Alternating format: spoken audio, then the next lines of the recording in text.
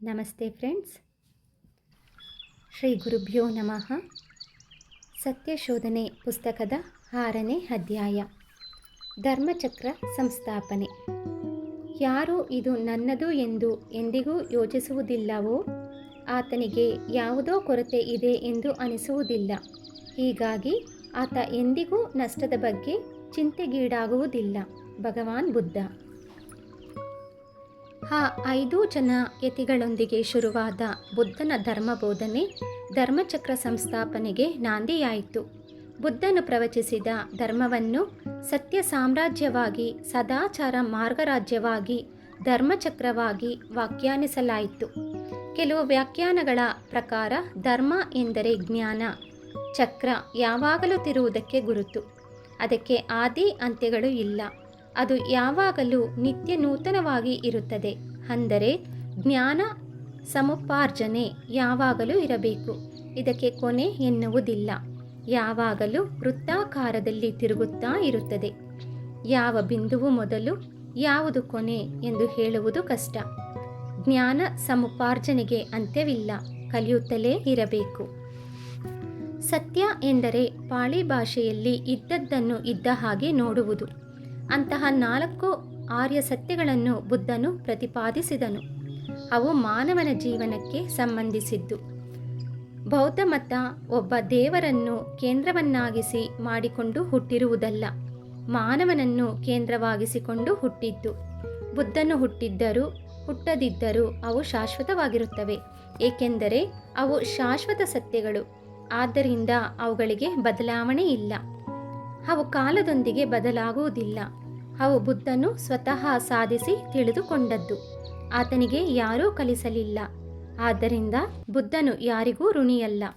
ಆತ ತನ್ನ ಪ್ರವಚನದಲ್ಲಿ ಹೀಗೆ ಹೇಳಿದ್ದಾನೆ: ಇದಕ್ಕೆ ಮೊದಲು ಯಾರೂ ಕೇಳದ ವಿಷಯಗಳಿಗೆ ಸಂಬಂಧಿಸಿ ನನ್ನಲ್ಲಿ ಒಂದು ನೇತ್ರ, ಒಂದು ಜ್ಞಾನ, ಒಂದು ವಿವೇಕ, ಒಂದು ಪ್ರಜ್ಞೆ, ಒಂದು ಪ್ರಕಾಶ ಹುಟ್ಟಿದವು. ಬುದ್ಧನು ಹರಿಣಾವನದಲ್ಲಿ ಹೇಳಿದ 4 ಆರ್ಯ ಸತ್ಯಗಳು ಹಾಗೂ ಅಷ್ಟಾಂಗ ಮಾರ್ಗ ಧರ್ಮಕ್ಕೆ ನಿತ್ಯ ನೂತನವಾದವು. ಅವು ಮಾನವನು ನಿರ್ವಾಣ ಸ್ಥಿತಿಯನ್ನು ಹೊಂದಲು ಅನುಸರಿಸಬೇಕಾದ ಪದ್ಧತಿಗಳು. ಅವು ನಿರ್ವಾಣ ಪಥಕ್ಕೆ ನಾಂದಿ ಹಾಗೂ ಧರ್ಮ ಮಾರ್ಗಕ್ಕೆ ಬುನಾದಿಗಳು. ಬುದ್ಧನು ಈ ಭೂಮಿ ಮೇಲೆ ಜನ್ಮ ತೆಗೆದುಕೊಂಡು ಆತನು ಬಿಟ್ಟಂತಹ ಹೆಜ್ಜೆ ಗುರುತುಗಳು ಈ ಧರ್ಮದ ಬುನಾದಿಗಳು.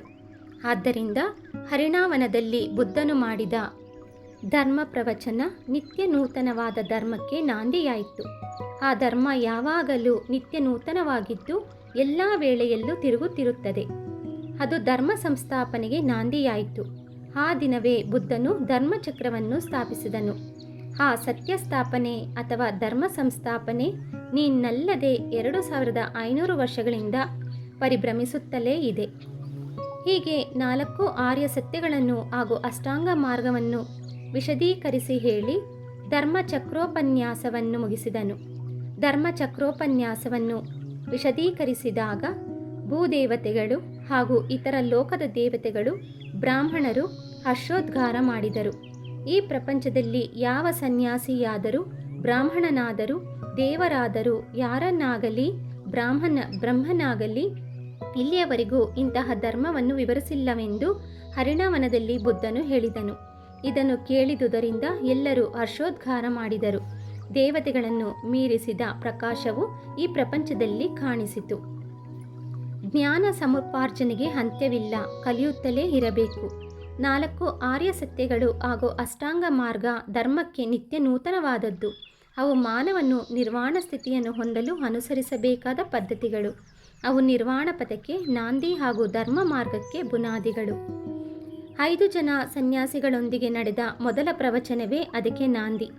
ಅವರೊಂದಿಗೆ ನಡೆದ ಸಂಭಾಷಣೆಗಳು ಧರ್ಮಚಕ್ರಕ್ಕೆ ಪ್ರತಿಷ್ಠಾಪನೆ ಹಾಗೂ ಇಸಿಪಟ್ಟಣ ಸಮೀಪವಿರುವ ಹರಿಣಾವನ ಬುದ್ಧ ಸಂಘಕ್ಕೆ ಜನ್ಮಸ್ಥಾನವಾಯಿತು. ಆ ದಿನ ವಿಶ್ವದಲ್ಲಿ ಅತಿ ಮುಖ್ಯವಾದ ದಿನವಾಗಿ ಆ ಧರ್ಮ ಬೋಧನೆ ಮಾನವ ಕುಲಕ್ಕೆ ನೀಡಲ್ಪಟ್ಟ ಮುಖ್ಯ ಸಂದೇಶವಾಗಿ ಗುರುತಿಸಬಹುದು.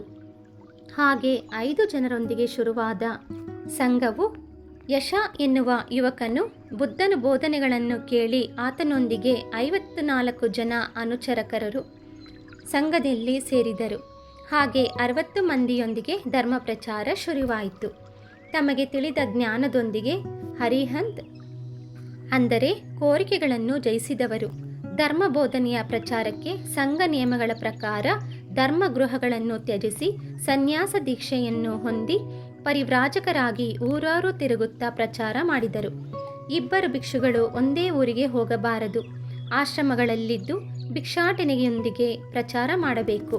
ಗೃಹಸ್ಥರು ಅವರ ಮನೆಗಳಿಗೆ ಭಿಕ್ಷೆಗೆ ಆಹ್ವಾನಿಸಿದರೆ ಮಾತ್ರ ಹೋಗಬೇಕು. ಇಲ್ಲದಿದ್ದರೆ ಭಿಕ್ಷೆಯಿಂದ ಮಾತ್ರ ಆಹಾರವನ್ನು ಸಂಪಾದಿಸಬೇಕು.